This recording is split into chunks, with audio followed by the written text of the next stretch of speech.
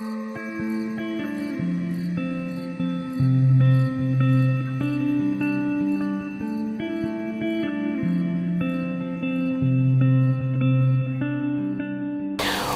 ഞങ്ങൾ പഞ്ചാരയെന്നാണ് വിളിച്ചിരുന്നത്, അതായത് പഞ്ചാരക്കുട്ടി എന്നാണ് വിളിക്കുക.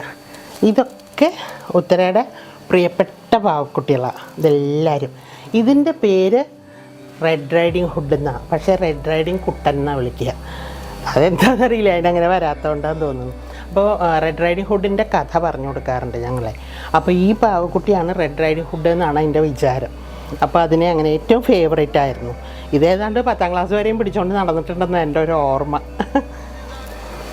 പിന്നെ ഇത് തക്കുടുവാവ, ഇത് കറമ്പിപ്പാറു, ഇത് മന്നം, പിന്നെ ഇത് ഉറങ്ങണ വാവ. അങ്ങനെ ഓരോന്നിനും ഓരോ പേരൊക്കെ ഇട്ട് ഞങ്ങൾ ക്യാരക്ടേഴ്സിനെയൊക്കെ ഉണ്ടാക്കിയിട്ടാണ് ഒരുപാട് കഥ പറഞ്ഞു കൊടുത്തിട്ടുണ്ട് കുട്ടിക്കാലത്ത്.